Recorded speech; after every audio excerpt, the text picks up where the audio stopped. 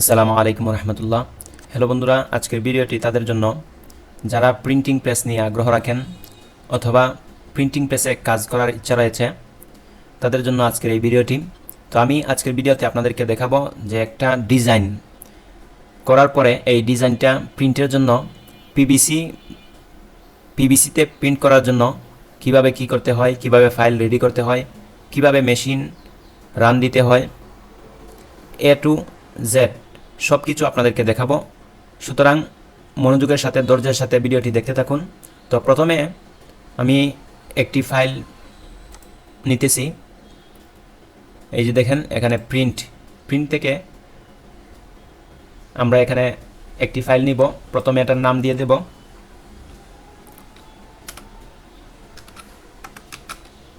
Colors. তো আজকে আমি যে ডিজাইনটা করব সেই ডিজাইনটা হলো 4টি সলিড কালার। 4টি কালার আমি ডিজাইন করব আর ওই কালারকে আমি প্রিন্ট করব। তো আপনারা আপনাদের মন মতো করে ব্যানার যেটাই করেন, যে সাইজেরই করেন করতে পারেন। তো আমি এটার সাইজ দিয়ে নিচ্ছি ফিট। তো এই যে দেখেন এটাকে আমি ল্যান্ডস্কেপে দিয়ে দিলাম। ওয়েডে দিব 3 ফিট আর হাইটে দিব 1 ফিট।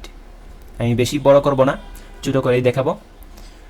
তারপর এই যে দেখেন এখানে CMYK 4 কালার, এটাই রাখবো। হাই 300 রাখবো, ক্রিয়েটে দিয়ে দিব।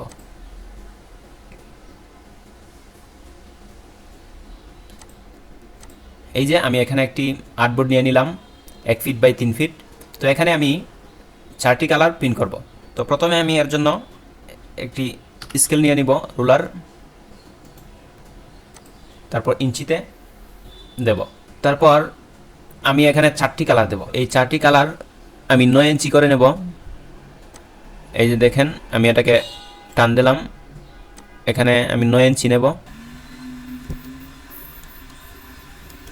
স্ট্রোকটা অফ করে দেব আর এখানে কালার দিয়ে দেব। এই যে প্রথমে আমি ব্ল্যাক দিয়ে দেব, তারপর এটাকে কপি করে নিয়ে আসব, তারপর ইয়েলো দিয়ে দিব, তারপর আবার এটাকে কপি করে নিয়ে আসব, তারপর রেড দিয়ে দেব, তারপর মেজেন্ডা, তারপর সায়ান। এই যে 4টা কালার, এই 4টা কালারকে আমি প্রিন্ট করব। আমার ডিজাইন ওকে। এখন এটাকে আমি প্রিন্টের মেশিনের জন্য যে ফাইলে রেডি করতে হয় এই ফাইলে রেডি করব। তো তার জন্য এই যে আমি প্রথমে এটাকে এই ফাইলে সেভ করে নেব, Ctrl+S, 4 কালার আমি যে ফাইলে রাখতে চাই এই ফাইলে রেখে নেব।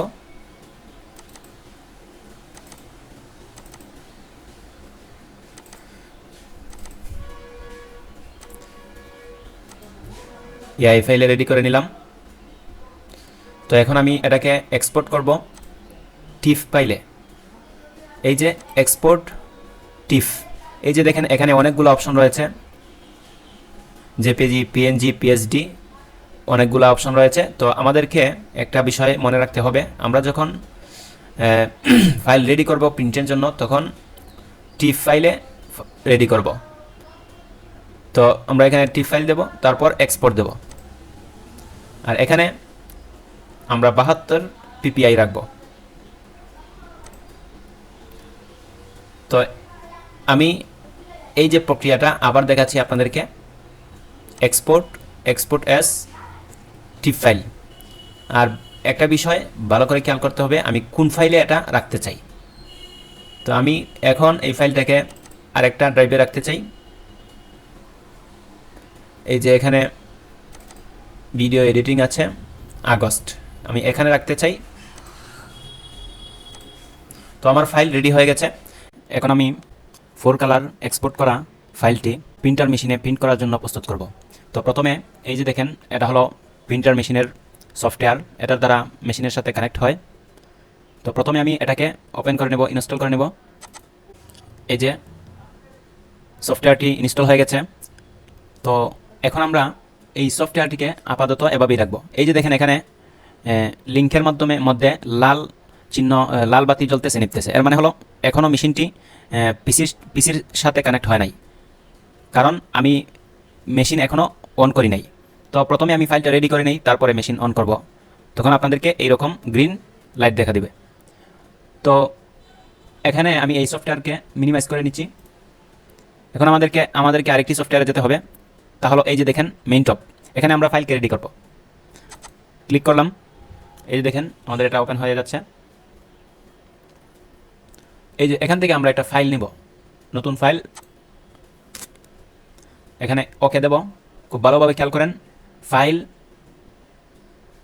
ওকে। তারপর আমরা এই যে দেখেন এখান থেকে ইনপুট পিকচার, এখানে লেখা আছে ইনপুট পিকচার, তো আমরা এখানে দেব ইনপুট পিকচার। তারপর এই যে আমি যে ফাইলটি টিপ পাইলে এক্সপোর্ট করেছিলাম, এটা আমরা এখানে ইনপুট করব। তো আমি ফাইলটি নিয়ে আসছি, এই যে দেখেন 4 কালার্স। তারপর এখানে এটাকে সিলেক্ট করে এখানে ওপেন দেব। ওপেন, এই যে ইনপুট পিকচার সেটিংস, এখানে আমরা সেটিংস করব। এই যে এখানে অফ লেখা আছে, অফের জায়গায় আমরা অ্যাডজাস্ট টু পিকচার সাইজ এটাতে দেব। আর আমাদের ফাইলটা যদি বেশি চৌড়া হয় তাহলে আমরা রুটেড লম্বালম্বিভাবে দেব। আর যদি আমরা এই ফাইলটা 3 ফিটের নিয়েছিলাম, মিডিয়াও 3 ফিটের, সুতরাং আমরা এখানে ফাইল ঘোরানোর কোনো প্রয়োজন নেই। আর যদি আমাদের ব্যানারটা অনেক বড় হয়, মিডিয়ার প্রস্থ থেকে ফাইলের প্রস্থটা অনেক বড় হয়, তাহলে আমরা কি করব, এটাকে ঘুরিয়ে নেব, তাহলেই হয়ে যাবে। ওকে দেব। এই যে দেখেন আমাদের মিডিয়া হলো 3 ফুট, আর এখানে আমি এই 4 কালারের ডিজাইনটাও 3 ফিটের মধ্যে নিয়েছি, দেখেন। তারপরে আমাদেরকে যেটি করতে হবে, এই যে দেখেন এখানে প্রিন্ট, এখানে আমরা প্রিন্ট করব। প্রিন্টে ক্লিক করার পর এই যে এখানে অনেকগুলো সেটিং রয়েছে, এই সেটিংগুলো এখন আমি আপনাদেরকে বলতে চাই না, এটা ধীরে ধীরে বলবো। তো এখানে সব কিছু ওকে করা আছে। আপনারা এখানে প্রিন্ট টু ফাইল এখানে দেবেন। তারপর কোন ফাইলে আপনারা এটাকে রাখতে চান, এই যে মেশিনের জন্য ফাইলটা রেডি হবে, এই রেডি হয়ে কোন ফোল্ডারে এই ফাইলটা যাবে এটা আপনারা সিলেক্ট করে দিতে হবে। আমি এখানে ডি ড্রাইভ রিপের মধ্যে সিলেক্ট করে দিলাম এবং একটি নাম দিয়ে দিলাম 4cc, আমি বোঝার জন্য এভাবে দিয়ে দিছি, সেভ। এই যে দেখেন এখানে ফাইলটি রেডি হইতেছে, সেন্ডিং প্রিন্ট ডাটা।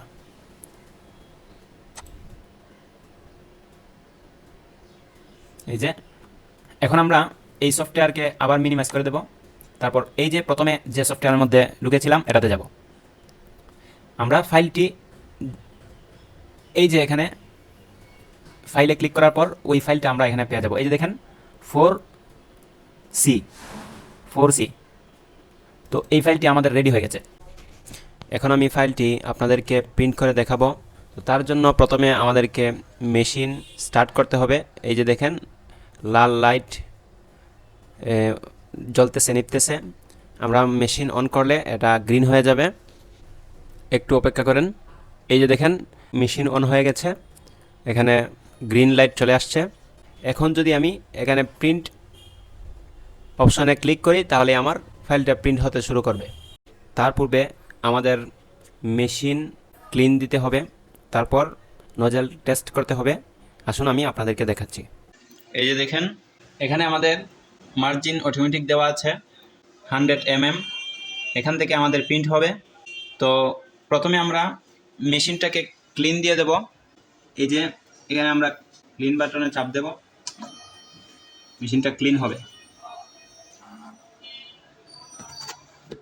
এই যে এখানে ক্লিনিং হেড ক্লিন দিচ্ছি, এই যে আওয়াজ করতেছে।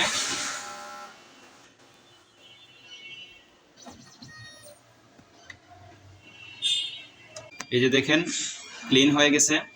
এখন নজল চেক দিয়ে দেখব সব কিছু ঠিক আছে কিনা। এই যে আমরা এই টেস্টে দেব। এই যে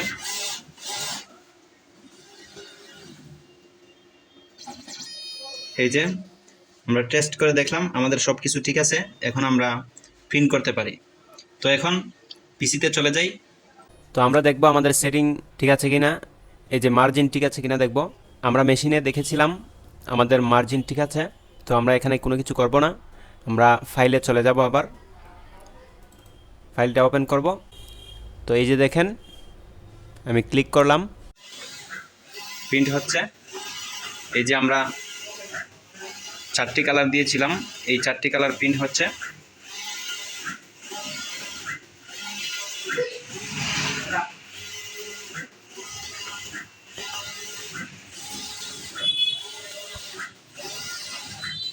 তো দেখুন কত সুন্দর করে 4টি কালার ধারাবাহিকভাবে প্রিন্ট হচ্ছে।